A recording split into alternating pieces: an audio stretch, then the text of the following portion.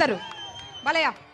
ఇలా తిప్పి పట్టడంలో ఎంత టెన్షన్ పడతానో మీకు తెలియదు, కానీ మీ అభిమానం అటువంటిది. తిప్పితే కరెక్ట్గా వచ్చి చేతిలోకి పడుతుంది. మీరు కోరుకుంటారు, నేను ఒక్కటి కోరుకుంటా, మీరు ఎంతో లక్షల కోట్ల మంది కోరుకుంటారు దీన్ని అలా పట్టాలని. తిప్పి మీ అభిమానానికి నా శిరస్సు వంచి నా కృతజ్ఞతలు తెలియజేసుకుంటున్నాను. ముఖ్యంగా ఈరోజు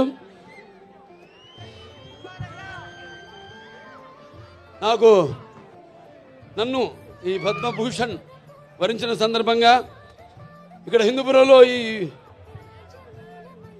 పౌర సన్మానం చేస్తున్నందుకు, అంటే ఒక రకంగా నాకు 2 పుట్టినిల్లు హిందూపురం, మా నందమూరి వంశానికి. హిందూపురం అంటే నందమూరి పురం. ఇక్కడ జరుపుకోవడం ఉన్నది ఒకటి. ముఖ్యంగా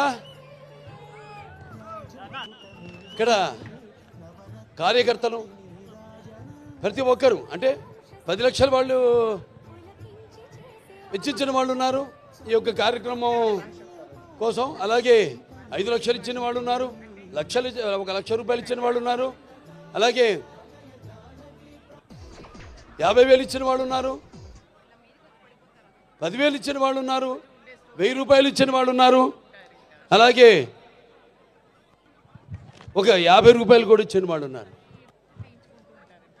అందరికీ ఈ కార్యక్రమాన్ని ఇంత ఘన విజయం చేయడానికి వ్యయ ప్రయాసాలు కోర్చి ఈ కార్యక్రమాన్ని ఇంత అద్భుతంగా, మా సినిమా కార్యక్రమం కంటే కూడా ఎంతో అద్భుతంగా నిజంగా చెప్పాలి. ఎందుకంటే ఇది మీరు జరుపుకుంటున్న పండుగ. అది నేను ఒక సంధానకర్తని భగవంతుడికి. మీకు నాకు పద్మభూషణ్ రావడం అన్నది అది మరి మీరందరూ కూడా దాన్ని మీ సొంతంగా భావించి, ఎలాగైతే నందమూరి నాన్నగారు తర్వాత అన్నయ్య హరీష్ గారి తర్వాత నన్ను ఇక్కడ మీ వాడిగా, మీలో ఒకటిగా, మీ గుండెల్లో నాకు మీకంటే కూడా చెప్తాను, నా సంగతికి వస్తాను, నా గుండెల్లో సుస్థిరమైన శాశ్వతమైన స్థానాన్ని మీరందరూ ఏర్పరచుకున్నందుకు మీ అందరికీ, నా హిందూపురం కుటుంబ సభ్యులందరికీ, హిందూపురం పుర ప్రముఖులకి, అలాగే హిందూపురం ప్రజానికానికి, అలాగే నా అభిమానులకి, కళాభిమానులకి, కళా పోషకులకి, అలాగే పాత్రికేయులకు, ప్రతి ఒక్కరు కూడా నా హృదయపూర్వక ధన్యవాదాలు తెలియజేసుకుంటున్నాను. అది నా పూర్వజన్మ సుకృతంగా భావిస్తున్నాను. భూషలు గాబు భూరి మేయంగత తారహారముల్ భూషిత కేశ మృదు పుష్ప సుగంధ భూషలు గాబు భూరి మయాంగత తారముల్ భూషిత కేశ మృదు పుష్ప సుగంధ జలాభిషేకములు భూషలు గాబు భూషములిచ్చు పవిత్ర వాగ్భూషణమే భూషణము భూషణములు నశించు నన్నీయున్ అన్నారు. అంటే ఒక పద్మభూషణ్ ఇక్కడ ఎంతోమంది నా శాసన సభ సభ్యులైతేనేమి, శాసన మండలి సభ్యులైతేనేమి, అలాగే లోక్సభ సభ్యులైతేనేమి, రాజ్యసభ సభ్యులైతేనేమి, నా అందరున్నారు నా సహచర. అంటే వాళ్ళందరూ పలికిన ప్రతి మాట, అంటే మీ అందరూ మాట్లాడినట్టే మేమంతా మీ ప్రతినిధులం, మీ సేవకులం. రామరాజ్యంలో డైలాగ్ ఉంది, ముందు ప్రజల్ని సేవించడం అని, ఆ తర్వాతే రాజు అని. సో మీ అందరికీ ఒక్కొక్కరికి మీరు మాట్లాడిన భూషలు కావన్నాను, నా భూషణములు ఏవైతే ఉన్నాయో అవి ప్రతి ఒక్కరు ఇక్కడ విచ్చేసిన ప్రతి ఒక్కరు కూడా ఈ స్టేజ్ మీదకి వచ్చి మాట్లాడినట్టుగా నేను భావించుకుంటూ, మరి ముందుగా నాకు ధన్యమైన జన్మనిచ్చి నన్ను మీ అందరి గుండెల్లో ఆ మహానుభావుడికి స్వరూపంగా నిలిపినందుకు, మరి దైవాంశ సంభూతుడు, విశ్వానికి విశ్వ నట రూపం ఎలా ఉంటుందో చూపించిన కారణ జన్ముడు, నా తండ్రి గురువు దైవమైన విశ్వవిఖ్యాత నట సార్వభౌమ పద్మశ్రీ డాక్టర్ నందమూరి తారక రామారావు గారికి ఈ సభాముఖంగా ఆయన్ని స్మరించుకుంటూ వాగర్తావు సంపర్తో వాగర్త పతిపతే జగతో పితరం ఉందే భారతీ పరమేశ్వరం అంటారు. అంటే శివ పార్వతులతో పోలుస్తారు. నా గాయత్ర పరమంత్రం నమతు పరదేవత నా హరే పరతస్రాత నానృతాత్ పాతకం పరం యస్మాత్ పార్థివత ప్రాదుర్పద భుక్తి యస్మాత్ పార్థివత ప్రాదుపుత్రుని భగవతి గురుణ సముద్ర మాంసి సహస్రం తస్మై సర్వజ్ఞ మూర్తే పిత్రే. సో ముందుగా పుణ్య దంపతులకు వాళ్ళ బిడ్డగా నన్ను పుట్టించినందుకు ఆ భగవంతుడికి నాకు కృతజ్ఞతలు తెలియజేసుకుంటూ మరి వాళ్ళ పద్మభూషణ్ చాలామంది అన్నారు చాలా ఆలస్యంగా ఇచ్చారు మీకు అని. నేనన్నా కాదు సరైన సమయంలోనే ఇచ్చారు. అంత దైవలిఖితం. ఏది జరిగినా నా జీవితాలు అన్నీ కూడా సంఘటనలు కూడా అలాగే జరిగినాయి. నేను అటు cancer hospital Basavataraka Indo American cancer hospital research institute chairman అయితేనేమి, లేకపోతే ఇటు ఒక శ్రీరామ రాజ్యంలో రాముడిగా వేయడం ఏంటి, వేషం వేయడం ఏంటి, అలా ప్రతిదీ నా జీవితంలో ఎంతో సారూప్యం. నా నిజ జీవితంలో సంఘటనలకి నేను సినిమాలు చేసిన పాత్రలకి ఎంతో సారూప్యం అలా కలిసి వచ్చింది నాకు. నేను అన్నా లేదు ఇదే సరైన సమయం. ఎందుకంటే నాన్నగారిదేమో శత జయంతి జరుపుకున్నాం, ఆ తర్వాత నాకు వచ్చింది. ఆ తర్వాత నేను 3వ ఎమ్మెల్యేగా ఎన్నికయ్యాను, ఆ తర్వాత నాకు వచ్చింది. ఆ తర్వాత Basavataraka Indo American cancer hospital research ఇన్స్టిట్యూట్కి చైర్మన్గా 15వ సంవత్సరంలో అడుగుపెట్టాను మొన్న మార్చి నెలలో. ఆ తర్వాత నాకు వచ్చింది. అలాగే 4 సినిమాలు వరుసగా హిట్లో, అఖండ కానీ లేకపోతే వీరసింహారెడ్డి కానివ్వండి, నెలకొండ భగవంత్ కేసరి కానివ్వండి, ఆ తర్వాత డాకు మహారాజు కానివ్వండి, 4 సినిమాలు హిట్ల తర్వాత దాని తర్వాత 50 సంవత్సరాలుగా హీరోగా ప్రపంచంలో ఎవడు లేడు. 50 సంవత్సరాలు హీరోగా మధ్యలో క్యారెక్టర్ ఆర్టిస్ట్గా దారి మరణమో అలా జరిగిందేమో కానీ వాళ్ళ క్యారియర్లో 50 సంవత్సరాలు హీరోగా నాకు నిలబడటానికి శక్తినిచ్చిన నా తెలుగు జాతికి నా కృతజ్ఞతలు తెలియజేసుకుంటున్నాను. ఏదైనా ఇప్పుడు బాలకృష్ణ గురించి చాలా రకాలుగా మాట్లాడుకుంటారు. ఏం చూసి బాలకృష్ణకి అంత పొగరంటారు, నన్ను చూసుకునే నాకు పొదనైన పొగరంటాను. ఎవరు చూసి అంత ధైర్యం అని అంటుంటారు నన్ను చూసి. అప్పుడు నేను అంటాను, బాబు నా ఏదైతే నిజస్వరూపంతో అదే నన్ను ఉసిగొల్పే ఒక విప్లవంగా అడుగడుగునా నేను నడుస్తానని నేను చెప్తూ ఉంటాను. అలాగే నా రీతి ఏంటి, ఇతనికి అన్నీ తెలుసా అంటారు నన్ను చూసిన వాళ్ళందరూ. నన్ను నేను తెలుసుకునే కంటే పెద్ద విద్య లేదని ఒక సవాలుగా నిలబడతాను. నా మాట సూటిగా ఉంటుంది, నా మాట ముక్కు సూటిగా ఉంటుంది, నా వీక్షణం తీక్షణం దర్శనమిస్తుంది. అలాగే నా తీరు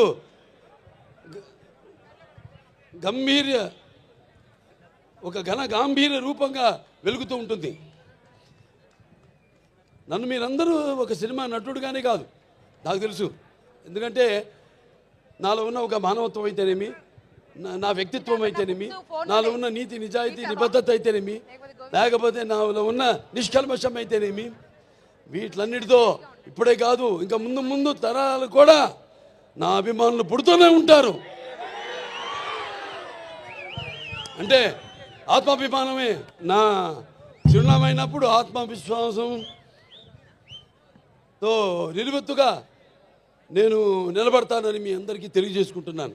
అదే మీరు హిందూపురం ప్రజలందరూ కూడా అవే చూపారు. మీరు కూడా ఆదరాభిమానాలు ఏదైతే నేను నాలో ఉన్న కోణాన్ని చెప్పాను, కోణాలన్నీ అలాగే మీరందరూ కూడా ఆ నీతి నిజాయితీ నిబద్ధత, ఆ నిష్కల్మషం, నా వ్యక్తిత్వాన్ని గౌరవించి ఆదరించి మీరందరూ కూడా మూడోసారి ఒక నటుడైనంత మాత్రాన ఎమ్మెల్యే అవ్వాలని లేదు. వరుసగా ఎంతోమంది వచ్చారు రాజకీయాల్లోకి, ఇవాళ నామరూపాలు లేకుండా పోయారు, అడ్రస్ లేకుండా పోయారు.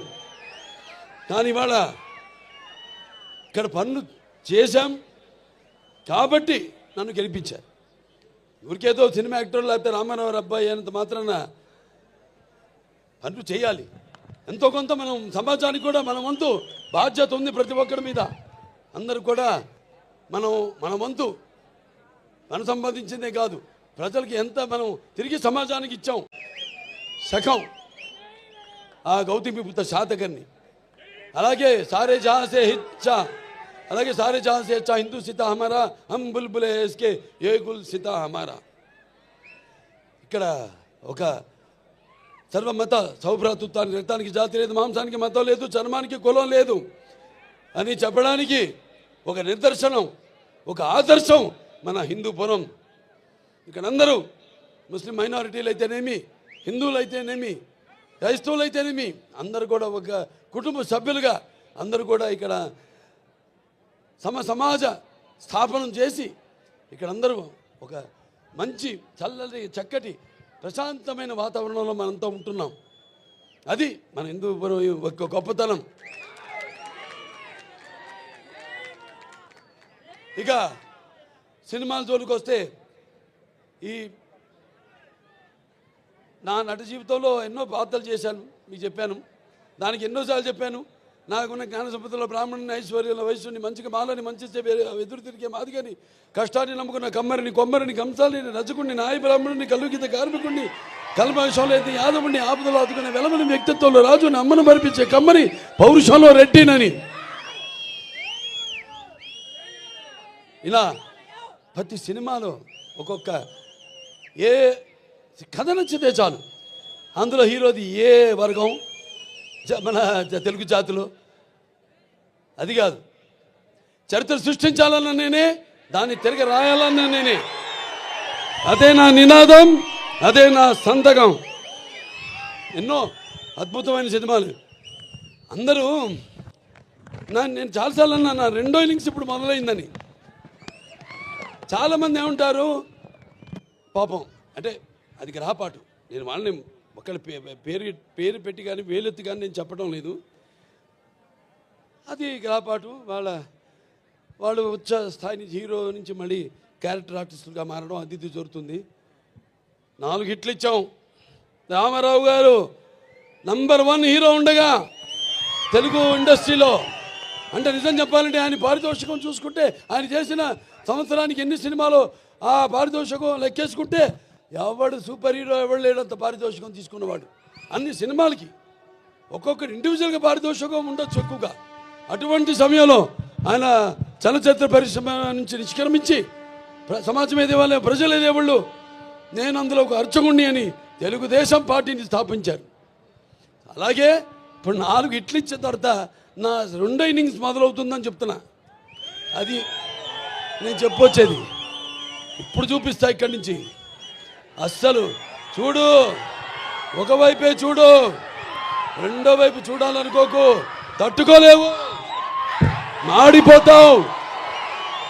ఇప్పుడు చూస్తారు, ఇక్కడి నుంచి చూపిస్తా.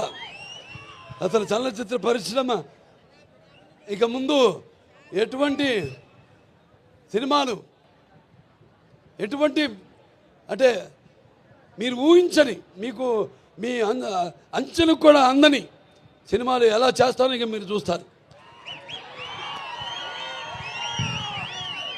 అంటే ఇదంతా ఒక సినిమాలు చేసేయాలి ఎక్కువని కాదు, లేకపోతే నాకు వయసు అయిపోతుందని కాదు. ఆలోచనలు బాగా వేడివేడిగా ఉన్నప్పుడే పంచపక్ష పరమన్న పుట్టించాలి. మన అందరూ అన్నారు, పంచకట్టులో ఎన్టీ రామారావు గారిని గుర్తు చేశారు మన పద్మభూషణ్ అని. దాంట్లో మన మంచి పద్యం ఉంది, శ్రీనారాయణ గారు రాశారు. దాంట్లో మరి పంచపక్ష పరమాన్నం ఉన్నా మన ఆంధ్ర ఏమంటే మనం గోంగూర పచ్చడి కోసం గుటకలేవాడు, గోంగూర పచ్చడి కోసం గుటకలేవాడు, అదే కండువాలు వెళ్ళింది గడపైన దాటని వాడు ఎవడయ్యా వాడు, తెలుగు వాడు ఇంకెవ్వడు మన ఇంటి వాడు అని. అలాగే మన భాష, ఇందాక చాలామంది చెప్పారు డైలాగులని. మరి తెలుగు తేల ఎన్న దేశము తెలుగు, ఏన తెలుగు వల్లబుండ, తెలుగు కండ ఎల్ల నృపులు కలిపి ఎరుగవే భాషాడి, దేశ భాషలందు తెలుగు లెస్స. మరి మన భాషని మనం ఏమంటాం, బయట వాళ్ళు అంటారు ఇటాలియన్ ఆఫ్ ద ఈస్ట్ అని అనేటువంటి భాష మంది. ఆ భాషలో తెలుగు జాతిలో మనం పుట్టడం మన పూర్వజన్మ సుకృతం, మనందరం కనపడాలి. అలాగే తెలుగు భాష కూడా మనం మాట్లాడుతున్నందుకు మనం ఎంతో ఆనందించాలి. సో అటువంటి ఈ యొక్క పద్మభూషణ్ సరే నాకు కోరిక తీరుతుంది, అది నాకు కూడా తెలుసు. ఎందుకంటే సమాజంలో ఎన్నో సంస్కరణలు తెచ్చారు చాలామంది, నేను కాదన్ను. సమాజంలో చాలామంది ఎన్నో సంస్కరణలు తెచ్చారు, కానీ అవి కథల వరకు, లేకపోతే పుస్తకాల వరకు, లేకపోతే అవి నెరవేరకుండా ఉండే ఎన్నో సంస్కరణ కోసం ప్రయత్నించడం జరిగింది. కానీ ఒక ఎన్టీఆర్, నేను చెప్పాను ఎన్టీఆర్ అంటే కేవలం నందమూరి తారక రామారావు గారు కాదు. ఎన్ అంటే నటనాలయం, ఆయన ఇల్లే ఒక నటనాలయం. టీ అంటే తారమండలంలోని తారక ధ్రువ తారకుడు. ఆర్ అంటే రారాజు రాజర్షి రాజకీయ దురంధరుడు, కమనీయ సౌమ్య గుణధాముడు ఎన్టీఆర్ అని. మరి ఆయన నిరుపేదలకు, అట్టడుగున దారిద్ర రేఖ దిగువ ఉన్న వారందరికీ కనీస అవసరాలైన కూడు గూడు గుడ్డ ఇచ్చిన ఒక మహానుభావుడు నందమూరి తారక రామారావు గారు. సరే, ఆయన బిడ్డగా, ఆయన ఒక ఆర్టిస్ట్గా, ఆయన వారసుడిగా దాన్ని పరంపరను ముందుకు తీసుకెళ్ళడం, అలాగే ప్రజాసేవలోకి ఎమ్మెల్యేగా అయితేనేమి, లేకపోతే బసవంతారక ఇండో అమెరికన్ క్యాన్సర్ హాస్పిటల్ అయితేనేమి, లేకపోతే నా ఎన్బికే ట్రస్ట్ ద్వారా అయితేనేమి, నేను ఒక్కడనే కాదు, భావస్తురాణి జన్మాంతర సహృదాణి అన్నాడు మహాకవి కాళిదాసు. అంటే పూర్వజన్మలో మనకున్న పరిచయంతో ఈ జన్మలో ఒకరిద్దరిని మనం పొందగలుగుతాం ఆ వాసనతో. కానీ ఎన్ని వేల లక్షల కోట్ల మంది అభిమానులు పొందడం అంటే అది మరి ఏ రుణానుబంధమో, ఏ జన్మల అనుబంధమో, ఏ విడదీయలేని అనుబంధమో కదా అని నాకు అనిపిస్తూ ఉంటుంది. మరి వాళ్ళ నా అభిమానులు కూడా ఎంతోమంది సోషల్ మీడియా ద్వారా నేను చేస్తున్న కార్యక్రమాలు అయితేనేమి, మంచికి సోషల్ మీడియాని మంచిగా దాన్ని వాడుకుంటూ ఆ మాధ్యమాన్ని ప్రజల్లో ఒక చైతన్యం తీసుకొస్తున్నారు. అలాగే ఎంతోమంది మన అనంతపురి జగన్ గారు ఉన్నారు, లేకపోతే గ్రంథాల చైర్మన్గా మా గౌస్మతి నాయన వీళ్ళ పుట్టినరోజు కూడా అనుకుంటా. ఇక్కడ గౌస్ భాయ్, తుమ్మే జన్మదిన ముబారకో, అల్లా తుమ్మే లంబీ ఉమర్ దే. అలాగే ఇంకా చాలామంది ఉన్నారు, మోతీలాల్ గారు ఉన్నారు, కర్నూలు ఫ్యాన్స్, క్యాన్సర్ పేషెంట్స్, ఈ బ్లడ్ క్యాన్సర్, థాలసీమియా చిన్నపిల్లలకి వాళ్ళందరూ కూడా సేవలు అందిస్తున్నారు. సో అది వాళ్ళందరూ నాకు అభిమానులను చెప్పుకోవడానికి నాకెంతో గర్వంగా ఉంది, నా వారసులను చెప్పుకోవడానికి నాకు గర్వంగా ఉంది. అంటే నేను చెప్పాను, నా తరతరాలుగా నా అభిమానులు పుడుతూనే ఉంటారు అని. ఈ కార్యక్రమాలు మేమందరం కూడా ఇలాగే కొనసాగిస్తాము, అలాగే ఈ యొక్క పరంపరను అలాగే కొనసాగిస్తాం. ఈ సేవా కార్యక్రమాలన్నింటినీ కూడా నాదొకటే, అది కూడా నేను చెప్పాను ఇందాక జరిగి తీరుతుందని. రామారావు గురించి మాట్లాడినప్పుడు ఆయనకి భారతరత్న, అది ప్రతి తెలుగువాడి కోరిక. ఆయనకి భారతరత్న ఇచ్చి వారికి ముందుగా నా కృతజ్ఞతలు తెలియజేసుకుంటూ నాకు పద్మభూషణ్ ఇచ్చినందుకు, నా కార్యక్రమాలు కానీ ఆర్టిస్ట్గా ఇచ్చారు పద్మభూషణ్. సరే, సంతోషం. కానీ రామారావు గారికి భారతరత్న ఇచ్చినప్పుడే వాళ్ళని గౌరవించుకున్నట్టని కేంద్ర ప్రభుత్వానికి తెలియజేసుకుంటూ, ముందు అతి త్వరిగతిలోనే రామారావు గారికి భారతరత్న ఇచ్చి తీరాలన్నది ప్రతి తెలుగువాడి కోరిక. మరి ఎన్నో సినిమాలు చేయడానికి నన్ను సాహసించి నా మీద నమ్మకంతో అటు నా నిర్మాతలైతేనేమి, లేకపోతే నా దర్శకులైతేనేమి, అలాగే సినిమాకి పనిచేసిన ప్రతి సాంకేతిక నిపుణులైతేనేమి, లేకపోతే పంపిణీదారులు అయితేనేమి, అందరూ కూడా కష్టపడటం వల్లే, అంటే కృషితో నాస్తి దుర్భిక్షం, సమిష్టి కృషి, వీళ్ళందరూ కృషితోనే ఈరోజు ఎన్ని విజయాలు నేను సాధించగలిగాను. అంటే నా అభిమానులు ఉన్నారు, నా అభిజయాలకు వాళ్ళు ఎప్పుడు కృంగిపోలేదు. నా విజయాలకు సరే, ఇక నా విజయాలు మామూలు విజయాలు కావు. దబిడి దిబిడే. ఇవాళకి ఒక నరసింహనాయుడు ఉంది, సమరసింహారెడ్డి ఉందంటే ఇప్పుడు కూడా భారతదేశపు చలనచిత్ర పరిశ్రమలో ఏ చిత్రాలు కూడా ఆ రికార్డులను ఇప్పుడు దాకా దగ్గరికి కూడా రాలేదు. అది మన చరిత్ర. మనం ఏంటంటే ఎప్పుడు కొత్తదనం ఆస్వాదిస్తాం. కొత్తదనాన్ని అది నాన్నగారి నుంచి ఎన్నో సినిమాలు చేయడానికి నన్ను సాహసించి నా మీద నమ్మకంతో అటు నా నిర్మాతలైతేనేమి, లేకపోతే నా దర్శకులైతేనేమి, అలాగే సినిమాకి పనిచేసిన ప్రతి సాంకేతిక నిపుణులైతేనేమి, లేకపోతే పంపిణీదారులు అయితేనేమి, అందరూ కూడా కష్టపడటం వల్లే, అంటే కృషితో నాస్తి దుర్భిక్షం, సమిష్టి కృషి, వీళ్ళందరూ కృషితోనే ఈరోజు ఎన్ని విజయాలు నేను సాధించగలిగాను. అంటే నా అభిమానులు ఉన్నారు, నా విజయాలకు వాళ్ళు ఎప్పుడు కృంగిపోలేదు. నా విజయాలకు సరే, ఇక నా విజయాలు మామూలు విజయాలు కావు. దబిడి దిబిడే. ఇవాళకి ఒక నరసింహనాయుడు ఉంది, సమరసింహారెడ్డి ఉందంటే ఇప్పుడు కూడా భారతదేశపు చలనచిత్ర పరిశ్రమలో ఏ చిత్రాలు కూడా ఆ రికార్డులను ఇప్పుడు దాకా దగ్గరికి కూడా రాలేదు. అది మన చరిత్ర. మనం ఏంటంటే ఎప్పుడు కొత్తదనం ఆస్వాదిస్తాం. కొత్తదనాన్ని అది నాన్నగారి నుంచి కూడా అది జరుగుతూనే ఉంది. ఆయన ముందు ధైర్యం చేసేవారు.